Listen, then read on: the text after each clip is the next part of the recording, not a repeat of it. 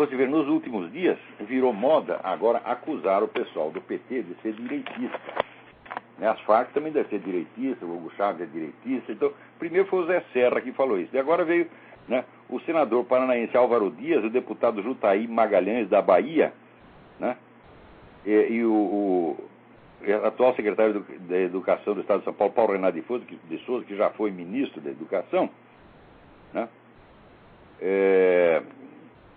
acusando o Marco Aurélio Garcia de ser um aloprado de direita, porque defende governos que apedrejam mulheres. O momento, os governos que apedrejam mulheres estão todos do lado da esquerda internacional. Ah, meu Deus do céu!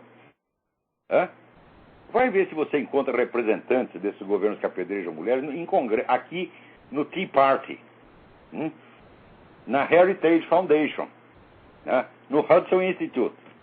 Em qualquer movimento de direita, eles nunca estão lá. Agora, eles estão sempre no Fórum Social Mundial, né? Estão ali sempre em conluio com Cuba, com Hugo Chávez, etc, etc. Então, como é que isso aí é de direita? Acontece o seguinte: você pode usar as palavras direita e esquerda para qualificar correntes históricas efetivamente existentes, grupos políticos efetivamente existentes. Então, aí a palavra tem alguma substância, porque você não está discutindo nem o conteúdo das ideias das pessoas. Você está discutindo que existem grupos, eles estão ligados entre si, eles cometem certas ações juntos, tá certo, para determinados objetivos. Então, esses aí são a esquerda, e eles combatem outro grupo que eles dizem que chama a direita. Então, aí não se trata de você discutir conceptualmente esquerda e direita, mas de você usar os nomes que são as autodefinições que os grupos se dão. Por exemplo, se você chegar na Inglaterra, o Partido Conservador é o quê? Eles vão dizer, é a direita.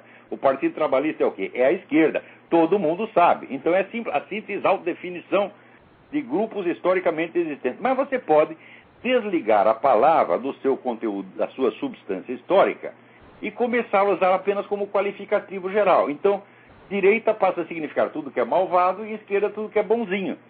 E daí, quando um sujeito da esquerda, tá certo, comete genocídio ou crime, você diz, ele era de direita. Já não houve quem disser que Stalin é de direita, então Lenin também era de direita. Então o próprio Karl Marx, que pregava o genocídio, devia ser de direita. Então é simplesmente questão de você trocar os nomes. Não é isso? Então, essas pessoas que apelam a isso, quando alguém da esquerda lhes faz mal, eles dizem que o cara é direitista, só provam a sua fraqueza, a sua total escravidão mental à própria esquerda. Então tá aí, Álvaro Dias, Jutaí Magalhães, Paulo Renato Souza, Zé Serra, são todos uns fracotes na frente da esquerda. A esquerda ri de vocês, porque sabe que vocês comem no prato dela, meu Deus do céu. Olha aqui, o outro dia, vendo aqui os documentos, né, eu juntei aqui uma documentação enorme sobre o Foro de São Paulo, que eu vou fazer uma gravação e colocar no ar nos próximos dias, para acabar com de vez com essa história de que o PT não tem ligação com as Farc. E lá no meio descubro, na revista América Livre, que é a revista comunista, né, dirigida aí pelo Manuel Marulanda Vélez, como diretor das Farc, junto com Gilberto Carvalho, que é assessor de imprensa da presidência. Não sei se ele é ainda, mas ele era naquela ocasião em que publicou isso aí. Então vejo lá essa revista e vejo lá um artigo de quem? Fernando Henrique Cardoso. Ora, no tempo do Fernando Henrique Cardoso na presidência, as Farc tinham um escritório em Brasília, meu Deus do céu. E agora veio o Luiz Felipe Lampré dizendo que apareceu lá o Marco Aurélio Garcia querendo marcar um encontro entre ele e gente das Farc, e ele, então, honradamente se negou. Não converso com essa gente, não converso com bandido e tal. E botou o Marco Aurélio para correr. Mas, meu Deus do céu, se ele sabe das atividades criminosas das Farc, e ele sabe ao mesmo que tem um escritório das Farc do lado do ministério dele, ele tem a obrigação, tá certo, absoluta de tomar providência, mandar fechar aquilo, mandar prender as pessoas. Não fez nada. Quer dizer, durante o governo FHC, as Farc tinham tanta liberdade de ação no Brasil quanto tem agora. Então todos eles têm o rabo preso. O que aconteceu no Brasil nos últimos anos, minha gente, foi o seguinte: uma entidade, tá certo, que se formou dentro da USP, mediante a ligação entre a USP e os sindicalistas comunistas do ABC, tomou o poder, minha gente. Então, esta elite que tomou o poder, está toda a elite do PSDB e do PT e dos outros partidos de esquerda. Essas denominações não fazem a mais mínima diferença. Eles varreram do mapa todos os outros políticos que não rezam pela cartilha deles.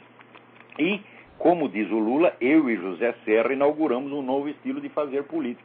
É um novo estilo no qual só existe a esquerda, meu filho. Tanto que, quando eles querem se ofender uns aos outros, se chamam de direitistas. Então sobrou somente a esquerda. É um monopólio total da política. E eleger José Serra, nesse sentido, não muda grande coisa. Muda um pouquinho, por quê? Porque o José Serra, ele liga um pouco para a segurança pública. Ele não gosta muito de homicídio, tá entendendo? Então, não se pode negar que ele fez alguma coisa para diminuir a violência em São Paulo. Mas ele também, outro dia eu li um artigo do Denis Rosenfield, excelente. Ele diz que todo mundo agora diz assim, não, as Farc eram guerrilheiras, mas elas traíram a sua vocação e se transformaram em narcotraficantes. Quer dizer, como se narcotráfico e guerrilha, como se a luta política comunista e o narcotráfico fossem coisas opostas. Você, para ser narcotraficante, você tem que trair os objetivos da sua revolução. E o Denis Rosenfield lembra ali que o narcotráfico é uma tradição do movimento comunista.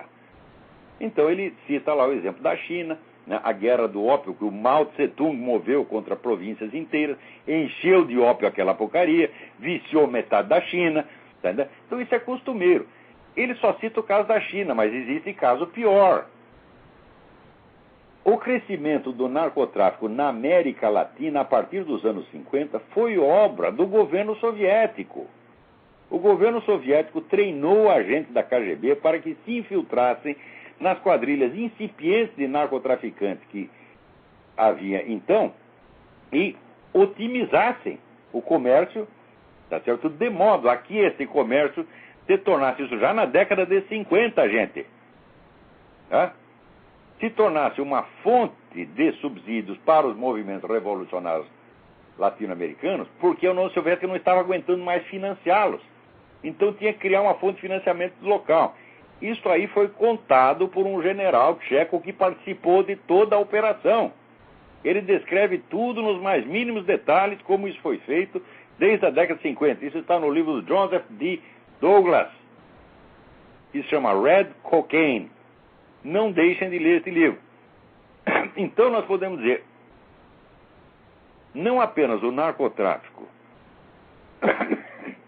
é um instrumento tradicional do movimento comunista, mas, por outro lado, ainda tem o combate ideológico que a esquerda universal promove em defesa da droga desde os anos 50 também.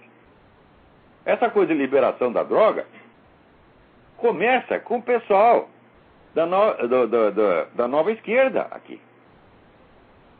Né? Vocês vão ver que a penetração da droga nas altas esferas aqui foi inteirinha obra de intelectuais de esquerda. E essa defesa permanente e obsessiva que fazem da liberação da droga, sabendo que essa liberação só vai favorecer as Farc, tá certo? É a maior prova disso. E qual é o grande porta-voz da liberação no Brasil? Fernando Henrique Cardoso. Então como é que podemos confiar nessa gente? Meu Deus, eu estou falando, é uma trama esquerdista criada nos anos 60 que tomou conta do país para dividir o território nacional inteiro entre a direita da esquerda e a esquerda da esquerda. Tá certo? Agora, qual que é a esquerda da esquerda e qual que é a direita da esquerda? Cada um fica tentando provar que ele é mais esquerdista que o outro, e a maneira de fazer isso é chamar o outro de direitista. Então, minha gente, vocês caíram no engodo, e é preciso ser muito besta para não perceber uma coisa dessa.